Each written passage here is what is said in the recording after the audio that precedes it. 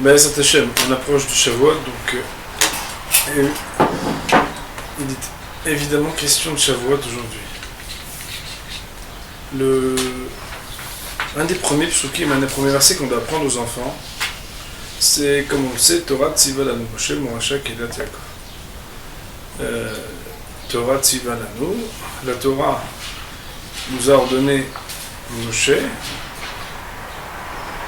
Moracha Kedat Yaakov. Elle est un héritage pour, on pourrait dire, l'assemblée de Yaakov. L'assemblée de Yaakov, c'est bien sûr les descendants de Yaakov qui sont en Israël.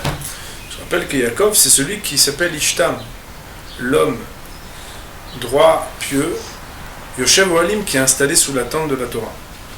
Yaakov, c'est celui qui représente l'amour de la Torah. Je vous rappelle que c'est celui qui avait passé déjà à l'époque 14 années dans la yeshiva de Shem Ve'ever, avant que d'aller chez Lavan pour chercher une épouse.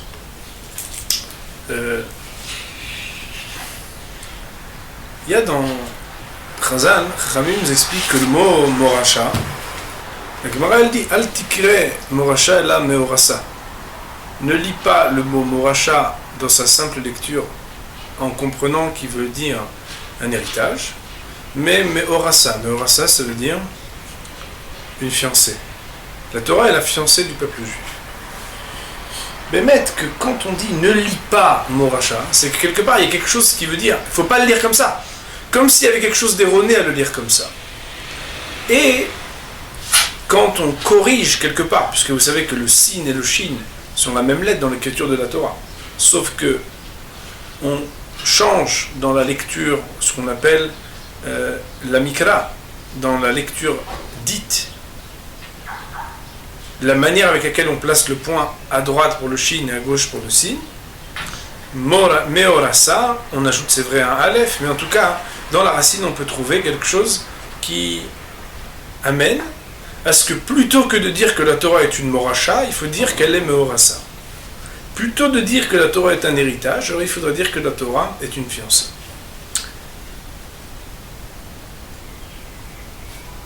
Il y a un sujet qui est très délicat, et je pense qu'en parler avec les dames, c'est toujours plus poignant, parce que quand on parle de fiancée, on parle d'épouse, donc on parle du rapport de l'homme à son épouse. C'est vrai que normalement, il y a encore plus sur devant les hommes. Mais en tout cas, celles qui vont mieux le comprendre de toutes, ce sont a priori les dames. Pourquoi la Torah elle est appelée fiancée? Et on va ajouter à cette question une autre question. Il est marqué dans le verset, dans le prophète, Verastich li le'olam. Et Akadosh Baruch Hu, Dieu de parler dans la bouche du prophète, en s'adressant au peuple juif et en disant je te fiancerai à jamais. A priori, et c'est une question connue, qu'on a l'habitude même des fois de dire sous les choupot, sous les dénuptiaux, Erastich li le'olam, dire à une femme qu'elle sera fiancée à jamais, c'est une malédiction. Parce que quand deux personnes se rencontrent, ils sont fiancés, on dit alors quand est-ce que vous mariez? On est fiancés. Ça fait combien d'années? 6 ans. C'est pas une bénédiction. Non mais on va rester fiancés à jamais. C'est pas une bénédiction. Et pourtant là-bas dans la bouche du prophète, c'est une bénédiction. La fiancée normalement c'est une étape. Aussi, pourquoi ça s'appelle fiancée? Premièrement. Pourquoi on ne veut pas que ça s'appelle héritage? Deuxièmement. Troisièmement, pourquoi on parle de fiancée à jamais? Alors pour répondre à ces questions, on va citer une Gemara dans le traité de Sanhedrin. À la page 99b, la Gemara nous dit que celui qui étudie de temps à autre la Torah, il est haser lev, il manque de cœur. Ça veut dire quoi? Ça veut dire qu'il étudie quand il peut, des fois oui, des fois non. Plus que ça, il s'interrompt dans son étude. Il étudie une demi-heure, il s'arrête, il reprend une demi-heure, il s'arrête. Enfin, on pourrait le mimer aujourd'hui avec un petit téléphone, un petit vibreur, un petit message, WhatsApp, Skype, autre qu'il reçoit. Il s'arrête une minute et il reprend. Et il étudie, ben, met beaucoup d'air. Seulement, l'Ifrakim, il divise son temps par des petites interruptions. La Gemara, elle l'appelle Haserlev, il manque de cœur. Le Hazonish, il va même plus loin, et il utilise des mots qui sont terribles. Il dit que celui qui étudie en s'interrompant, en reprenant et en s'interrompant, alors c'est comme si il donnait la pérennité au Tohu. On sait que le Tohu Bohu, il a précédé de la création, et que le Tohu Bohu, il est presque le contraire du but de la création. Donc on est très dur avec celui qui s'interrompt, mais en fin de compte, mesdames, il étudie ce bonhomme. Il y a des gens qui étudient même pas. On est en train de dire qu'il a étudié, il s'est interrompu, il a étudié, il s'est interrompu. On va aller jusqu'à dire qu'il est hasser lev, c'est très dur. C'est des mots qui sont très puissants. Ce qui est encore plus difficile, c'est que le verset duquel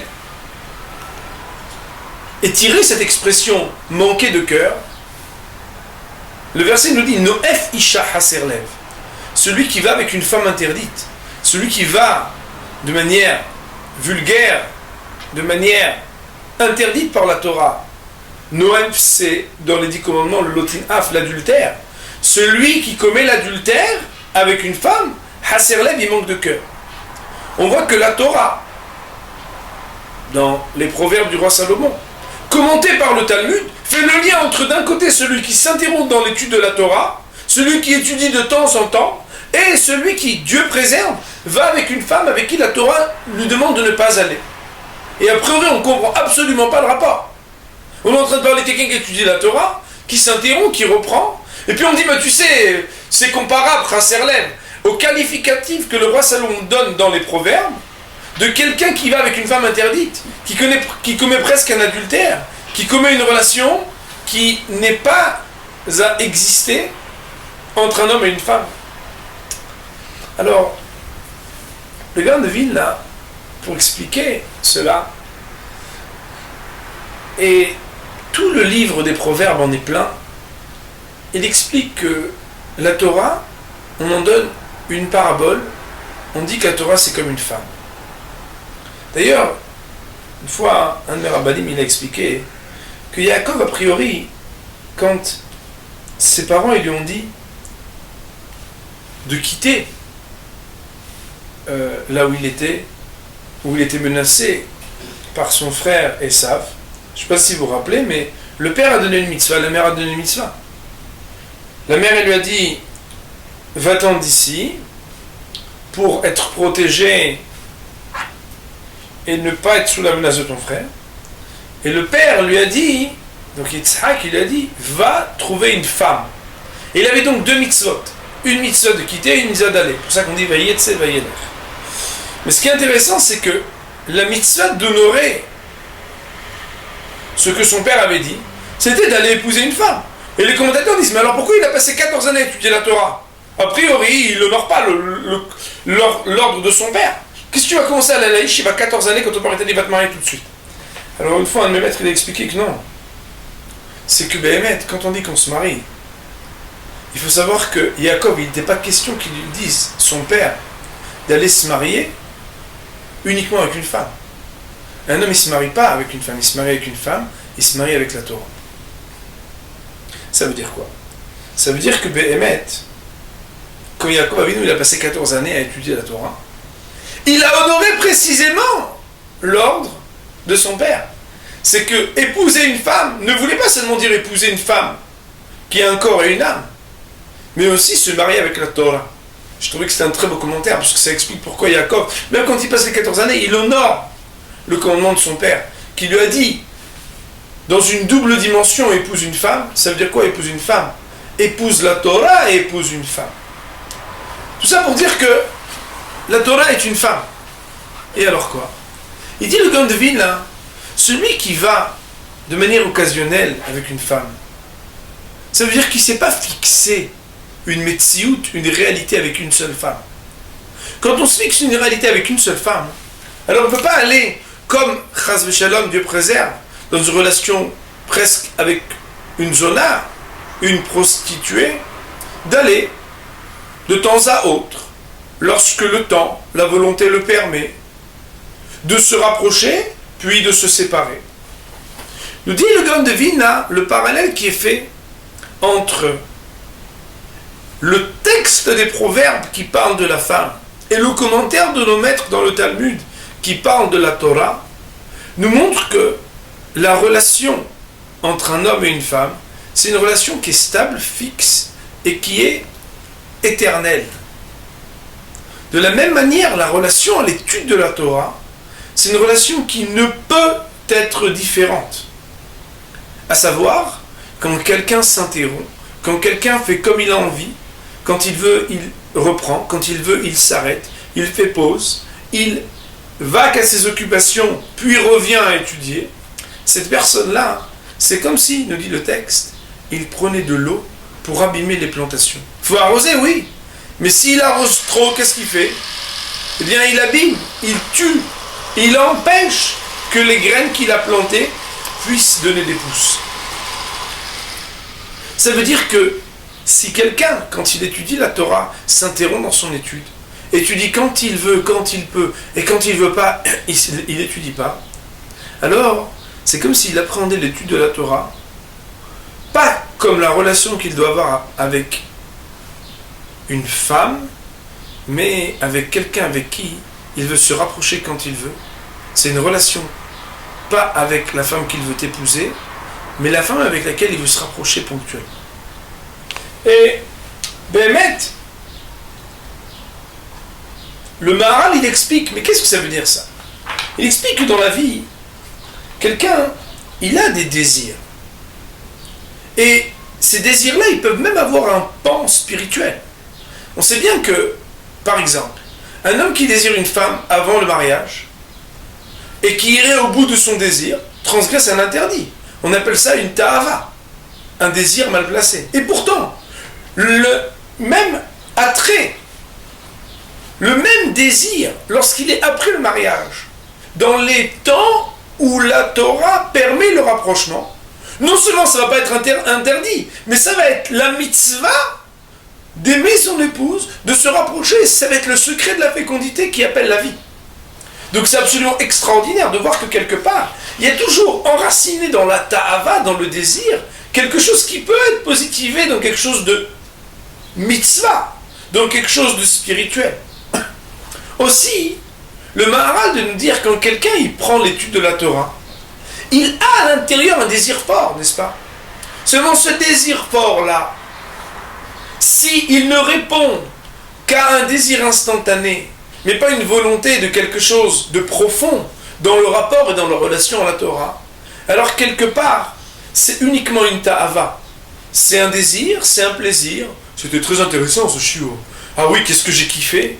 Mais quand tu kiffes pas et quand t'as pas envie, si t'es plus là, alors c'est quoi? Chas v'shalom. Ça ressemble à un bon repas. Oh là là, j'ai vu l'assiette, je peux pas m'arrêter. Ou Dieu préserve, à une relation qu'un homme veut profiter, se rapprocher avec une femme de manière instantanée, de manière ponctuelle, mais pas de manière métiotique, c'est-à-dire pas dans une réalité. Quand moi j'explique parfois ça de manière un peu plus crue et sèche au Beth Midrash, je dis que dans une relation entre un homme et une femme, alors quand on s'est engagé, il y a une stabilité, il y a une fidélité, quelles que soient les humeurs, quel que soit, on va dire, le climat à la maison, les époux sont liés parce qu'ils font partie tous deux d'une médecine ou d'une réalité. Et une blague, on dit que les époux se marient pour le meilleur et pour le pire. La blague, elle dit, et c'est quand le meilleur? Il n'y a pas que le meilleur, mais c'est parce qu'on est capable d'avoir cette fidélité, d'être tous les jours présent, qu'on peut parler de ishut, qu'on peut parler de lien existentiel avec quelque chose. En l'occurrence dans le couple entre deux époux. Mais quand on parle de la Torah, c'est que quand je suis lié à la Torah, je ne suis lié à rien d'autre. Quand j'étudie, j'étudie de manière fixe. Je ne fais pas quand j'ai envie l'étude de la Torah à mon épouse. Non, parce qu'une épouse, c'est pas quand on veut. Une épouse, c'est à jamais. Et c'est pour ça que Béhémet, le texte nous dit Altikre Morasha et la Meorasa. Ne croyons pas que la Torah est un héritage et qu'il n'y a plus rien à faire. Oui, de toute façon, elle est là, c'est un héritage, on la reçoit. Nous disent nos maîtres, plus que ça, c'est que parfois un parent Talmid Hacham, un père érudit, n'a pas un enfant Talmid Hacham. Il n'y a pas d'héritage spirituel formel. Surtout après le shiur de Srutavot qu'on a vu, c'est que c'est un potentiel qui est donné. Mais s'il n'est pas exploité, alors il y a une dégringolade. Mais ici c'est plus fort encore. Moracha, ça ne veut pas dire qu'il faut penser que la Torah elle est posée, on en fait ce qu'on veut. Un héritage, bah, tu reçois, c'est dans ton compte, tu as tel ou tel bien, tel ou tel argent, tu fais ce que tu veux, tu en disposes comme tu veux. Non! Meurasa, c'est quoi une Meurasa? Meurasa, c'est cette fiancée à qui on veut toujours plaire, on veut toujours être présent, on veut avoir quelque chose de fort. Pourquoi? Parce qu'on risquerait de la perdre. Moracha et Meurasa, c'est exactement un à l'opposé de l'autre. Ça veut dire quoi? Moracha, on fait ce qu'on veut, de toute façon c'est un héritage, c'est à moi, de manière inconditionnelle. Mais Meurasa, c'est cette fiancée que je pourrais perdre à chaque instant.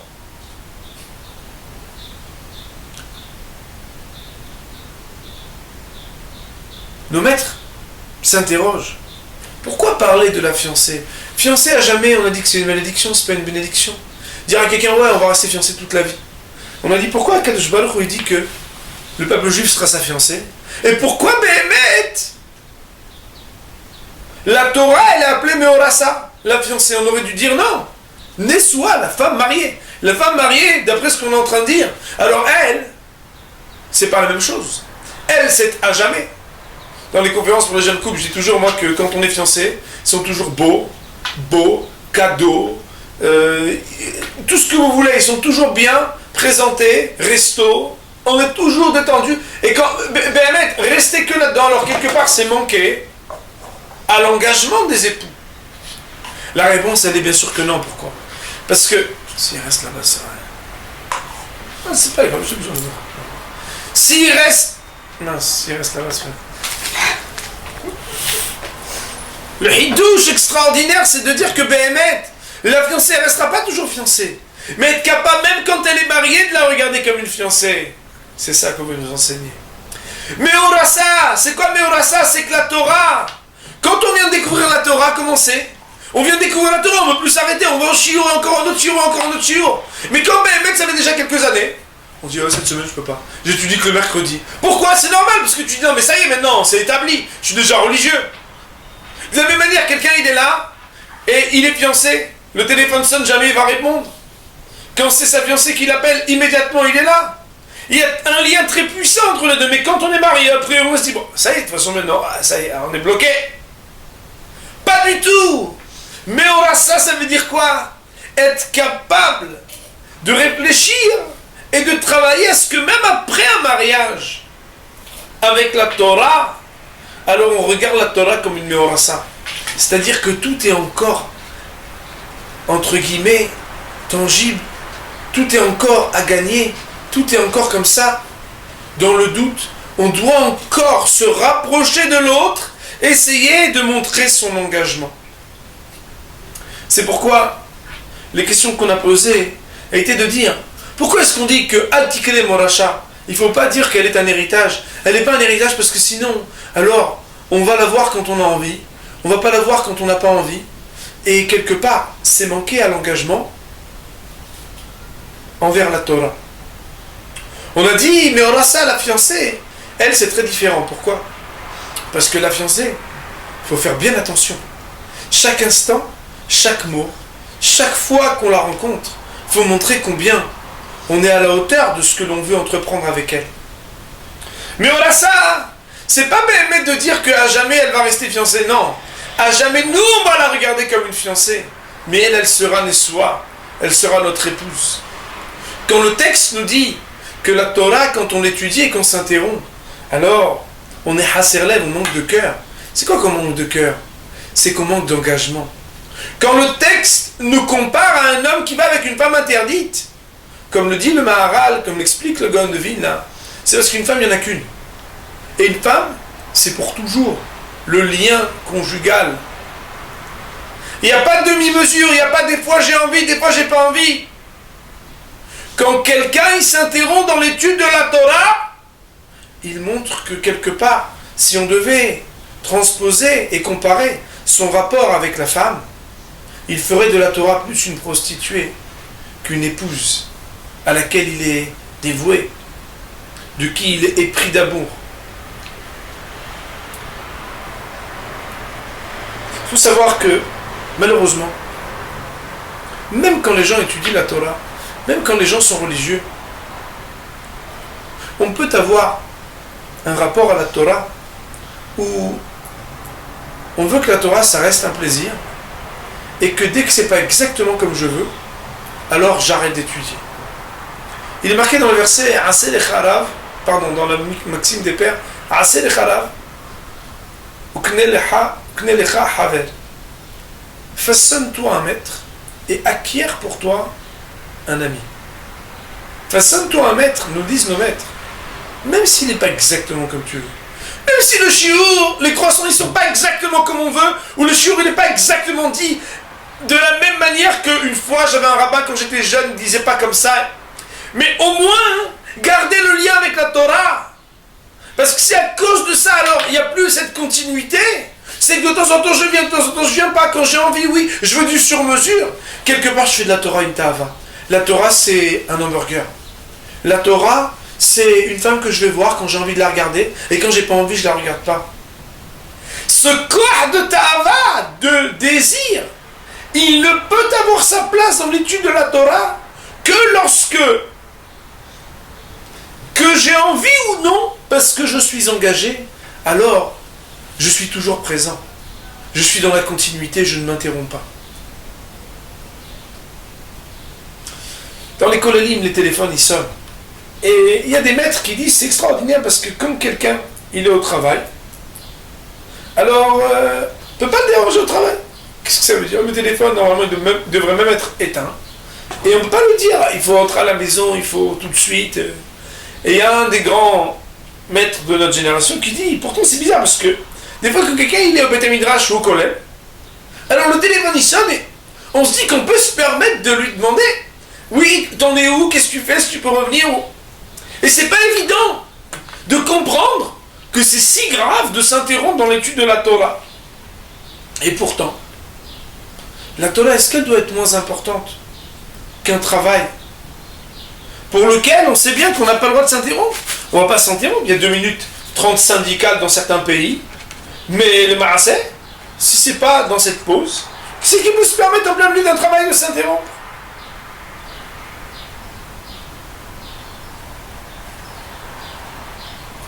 Il est marqué dans le Hafetz Haïm une parabole extraordinaire qui dit qu'une fois il y a un homme, lui, il n'avait pas eu la chance d'étudier la Torah. Et les années passent, les années passent, les années passent. Chaque matin, il se dit, je vais au Beth Midrash, je vais l'étudier un petit peu. Et chaque jour, il se fait gouffrer, pardonnez-moi l'expression, par le travail.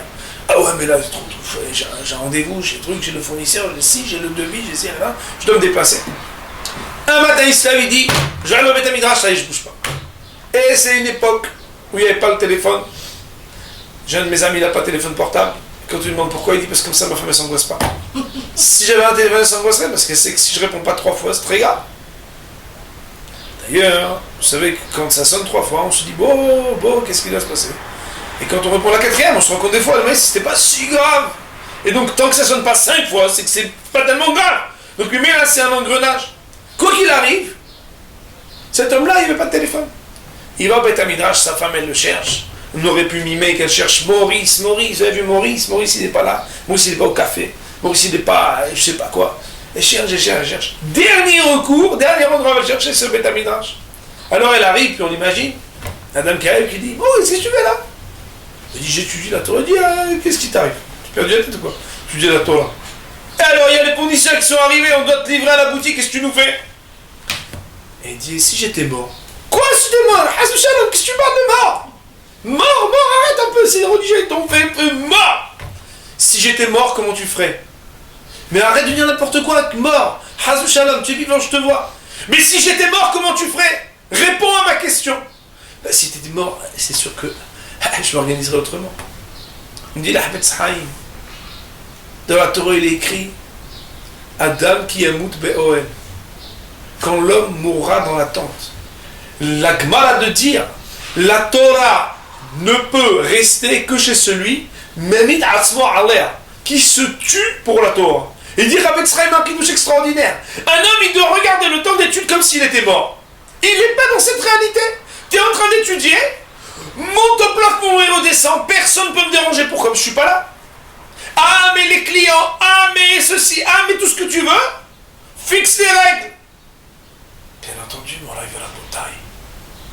Si, pour la cigarette ou pour regarder le journal, alors on s'interrompt, mais que quand c'est quelqu'un de la famille qui nous appelle au téléphone, on dit Adam Kiyamout, c'est pour tout. Un homme, il doit être en train d'étudier, il est comme s'il n'était pas Bametsiout, il n'est pas Be'olamassé. Ça veut dire quoi, il n'est pas Be'olamassé? Ça veut dire qu'il n'est pas comme s'il était vivant. Ça veut dire que quand on nous dit, quand nos maîtres nous disent 2 fois une demi-heure, c'est pas comme 1 heure. On le voit dans toutes les disciplines du monde.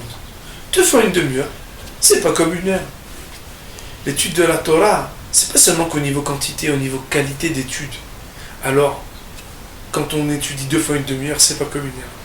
C'est que quelque part, si, quand on étudie la Torah, on peut s'interrompre au moment où on étudie comme on le veut, c'est que quelque part, quand on n'étudie pas par un engagement qui ressemble à l'engagement d'un homme vis-à-vis de son épouse, mais plus comme le désir et le plaisir qu'on prend quand on a envie d'étudier, quand on a envie d'être avec cette femme, et parfois on n'a pas envie. Hasbe Shalom.